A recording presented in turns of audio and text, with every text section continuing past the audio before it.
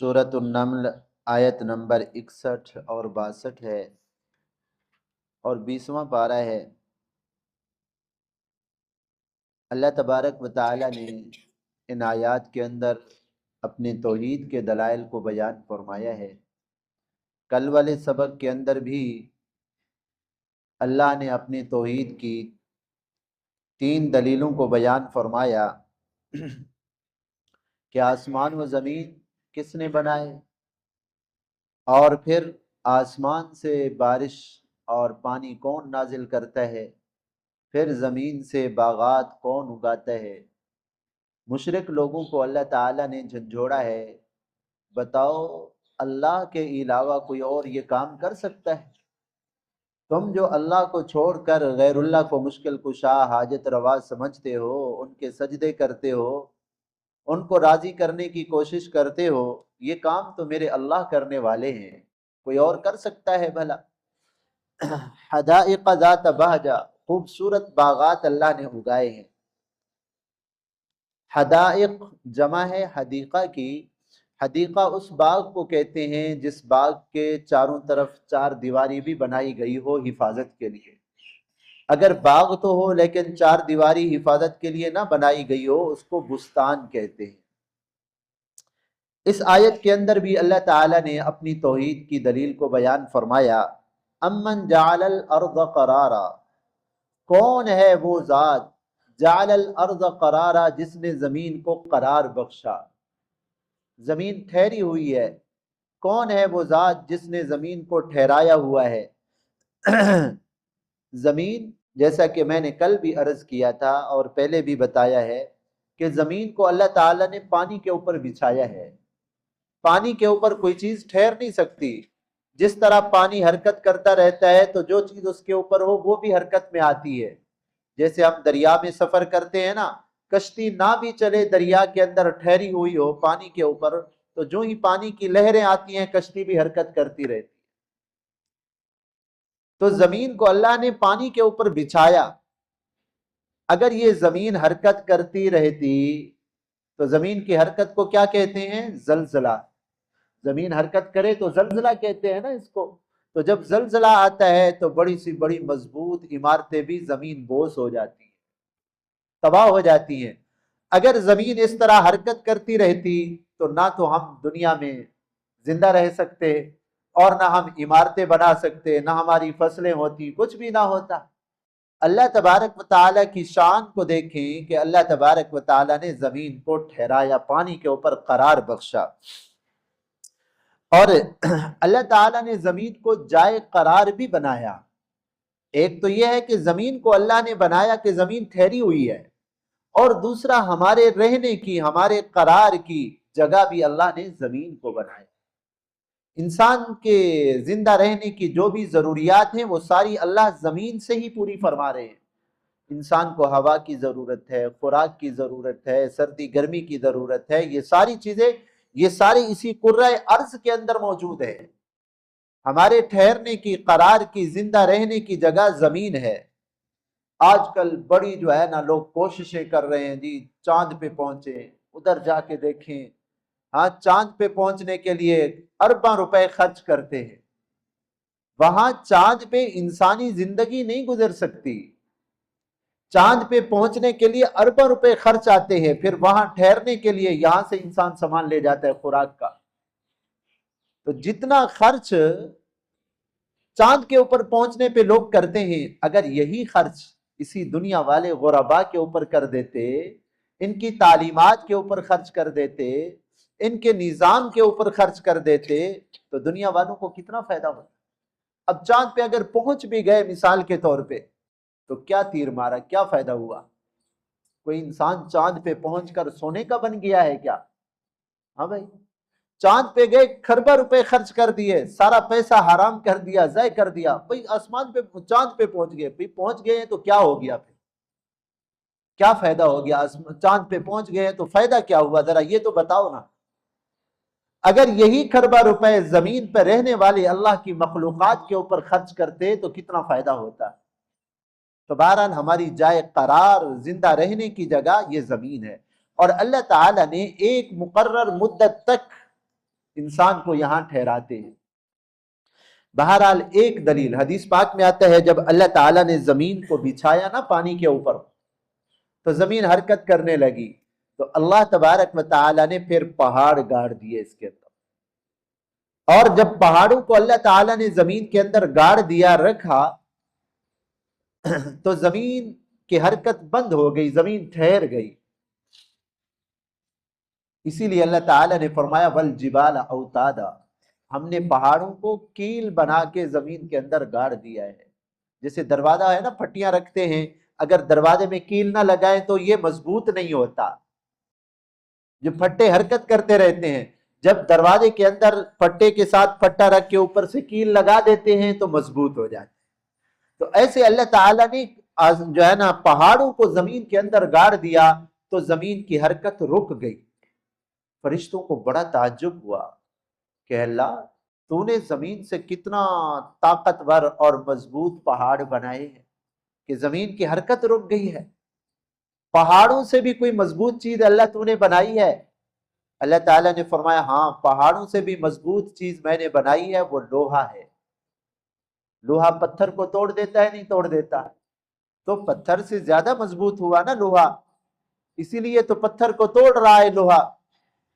فرشتوں کو اور تعجب ہوا کہ اللہ اچھا پہاڑوں سے بھی مضبوط لوہا ہے، لوہے سے بھی اللہ تو نے کوئی مضبوط چیز بنائی ہے؟ اللہ تعالیٰ نے فرمایا ہاں، لوہے سے بھی مضبوط چیز میں نے بنائی ہے، وہ ہے آگ۔ لوہے کو پگھلا دیتی ہے نہیں پگھلا دیتی؟ ہاں، یہ ہماری جو سٹیل مل ہے وہاں جا کے دیکھے بندہ کہ وہاں لوہا جو ہے نا پانی کی طرح بہ رہا ہوتا ہے، اتنی آگ تیز ہوتی ہے کہ پانی کی طرح لوہا چل رہا ہوتا ہے۔ تو آگ جو ہے لوہے سے بھی زیادہ مضبوط ہے۔ فرشتوں نے پھر عرض کیا کہ اللہ آگ سے بھی زیادہ مضبوط تو نے کوئی چیز بنائی ہے؟ اللہ تعالیٰ نے فرمایا ہاں، آگ سے بھی زیادہ مضبوط چیز میں نے پانی بنایا ہے۔ جتنی بھی بڑی آگ ہو، پانی اس پہ ڈالیں تو آگ کو بجھا دیتا ہے نا، تو آگ سے زیادہ طاقتور ہوا پانی۔ اسی لیے تو پانی ہر چیز کی زندگی ہے۔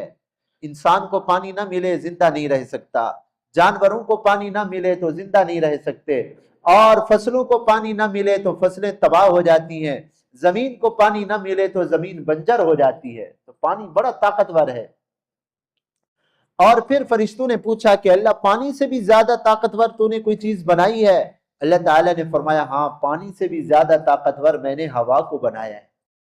اب دیکھو یہ ہوا بادلوں کو، پانی کو اٹھا کے لے جا رہی ہے نا، اور جب ہوا چلتی ہے تو پانی چلنا شروع ہو جاتا ہے۔ تو ہوا پانی سے بھی زیادہ طاقتور ہے۔ اب یہ یہاں تک جو چیزیں تھی نا، پہاڑ، پھر لوہا، اور پھر آگ، اور پھر یہ پانی، یہ چیزیں ہمیں نظر آتی ہیں، لیکن ہوا اللہ کی ایسی مخلوق ہے، اللہ نے پیدا تو کی ہے لیکن ہوا نظر نہیں آتی۔ آتی ہے بھی ہوا نظر؟ ہمیں تو کپڑے ہلتے ہوئے نظر آتے ہیں، درخت ہلتے ہوئے نظر آتے ہیں، ہوا تو ایسی نہیں ہے کہ ہم اس کو ہاتھ لگا سکے۔ اللہ نے ایسی مضبوط مخلوق بنائی ہے۔ فرشتوں نے پھر پوچھا اللہ ہوا سے بھی زیادہ مضبوط تو نے کوئی چیز بنائی ہے؟ اللہ تعالیٰ نے فرمایا ہاں، مسلمان کا وہ صدقہ کہ سیدھے ہاتھ سے دے الٹے ہاتھ کو پتہ ہی نہ چلے، یہ سب سے زیادہ مضبوط ہے۔ اس کے اندر اخلاص ہے۔ جو عمل اللہ کی رضا کے لیے کیا جائے، اللہ کو راضی کرنے کے لیے اخلاص کے ساتھ کیا جائے، وہ عمل اللہ کے ہاں مقبول ہوتا ہے، وہ زیادہ طاقتور عمل ہوتا ہے۔ پہلے تو شیطان اخلاص والا عمل ہمیں کرنے ہی نہیں دیتا۔ یار لوگوں کو پتہ نہ چلا تو فائدہ کیا ہوا خیرات کرنے کا؟ ایسا ہے۔ تو یہ شیطانی دھوکہ ہوتا ہے کہ شیطان عمل کو برباد کرتا ہے۔ پہلے تو شیطان کہتے ہیں بندہ عمل ہی نہ کرے، لیکن جب بندہ ہمت کرتا ہے، عمل کرنے کی کوشش کرتا ہے، صدقہ دینے کی، پھر شیطان کہتا ہے چلو بھائی پھر صدقہ کرو تو سب کو پتہ تو چلے نا۔ تو میرے بھائی، سب سے افضل صدقہ وہ خفیہ صدقہ ہوتا ہے۔ اس میں غریب کی عزت و آبرو بھی محفوظ رہتی ہے۔ آپ غریب کو سب کے سامنے غریب کو دے دو تو لیتے ہوئے شرماتا ہے بیچارہ، اس کی عزت خاک میں مل جاتی ہے۔ ہاں، تو اس میں غریب کی عزت و آبرو بھی محفوظ رہتی ہے۔ آج ہمارے ہاں کتنا بڑا جو ہے نا یہ غلط رواج چل پڑا ہے، غریب کو دے رہے ہوتے ہیں راشن رمضان کا، ساتھ فوٹو بھی کھنچوا رہے ہوتے۔ بھئی یہ فوٹو کیوں کھنچوا رہے ہو؟ یہ اسی لیے تاکہ لوگوں کو پتا چلے، دکھلاوا ہو، پھر ہم کل کو بتا سکیں جی جی ہم نے اتنا بڑا تیر مارا ہے۔ بھائی کچھ بھی نہیں کیا، اللہ کو ناراض کیا ہے، ریاکاری کی ہے، اور ریاکاری کرنے والا ہاں اللہ تعالیٰ نے اس کو چھوٹا شرک فرمایا ہے۔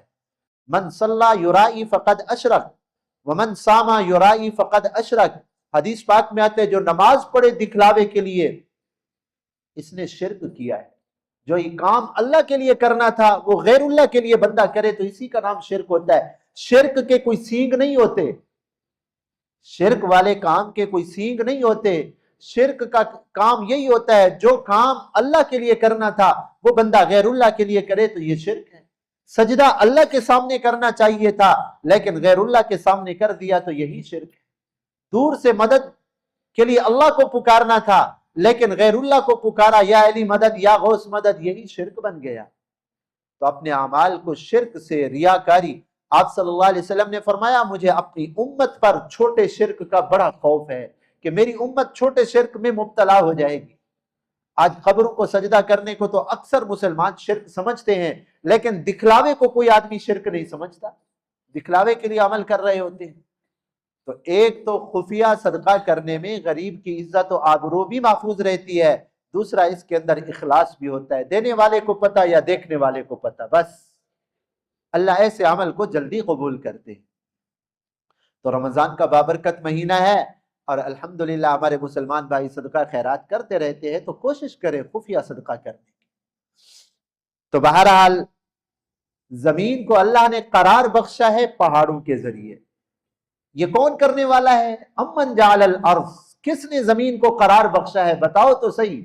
جب اللہ نے قرار بخشا ہے تو عبادت کی مستحق بھی ذات اللہ کی ہے، تدبیر کی مستحق ذات بھی اللہ کی ہے، کام بھی میرے اللہ کا چلتا ہے، حکم بھی میرے اللہ کا چلتا ہے۔ اور پھر وجعل خلالہا انہارا، زمین کے اندر پھر اللہ نے نہروں کا نظام جاری فرمایا، سبحان اللہ۔ اگر زمین میں یہ نہری نظام، دریاؤں کا نظام نہ ہوتا تو ہمارے یہاں تک پانی کیسے پہنچتا؟ یہاں تو نیچے کا پانی خراب ہے۔ کہاں سے دریا نکلتے ہیں؟ او صبح خیبر پختونخوا سے، کوئی افغانستان سے پہاڑ آ رہے ہیں، پہاڑوں سے برف پگھل کر دریاؤں کے اندر، دریاؤں سے پھر دریا چل رہے ہیں، پھر دریاؤں سے نہریں نکل رہی ہیں، نہروں سے پھر واٹر نکال کر زمین کو آباد کیا جا رہا ہے۔ یہ کون کرنے والا ہے؟ دریا کس نے بنائے؟ انسان نے بنائے۔ چلو واٹر تو ہم بنا دیتے ہیں نا چھوٹا چھوٹا، ہاں، تو یہ دریا کس نے بنائے ہیں؟ اس کا تو کوئی کنارے بھی نہیں ہوتے، دریا تو اپنی مرضی سے چلتا ہے۔ بڑے سے بڑے مضبوط کنارے دریا کے ہم نے اپنی آنکھوں سے دیکھا، ہمارے علاقے میں یہ دریا سندھ آ رہا ہے، بالکل قریب سے گزر رہا ہے۔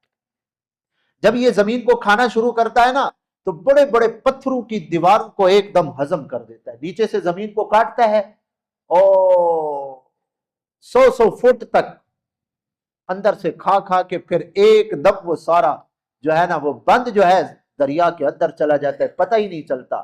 بڑے بڑے درخت دریا کے اندر غائب ہو جاتے ہیں، پتہ ہی نہیں چلتا۔ یہ کون چلانے والا ہے؟ وجعل خلالہا انہارا، اللہ نے نہروں کا نظام جاری فرمایا، سبحان اللہ۔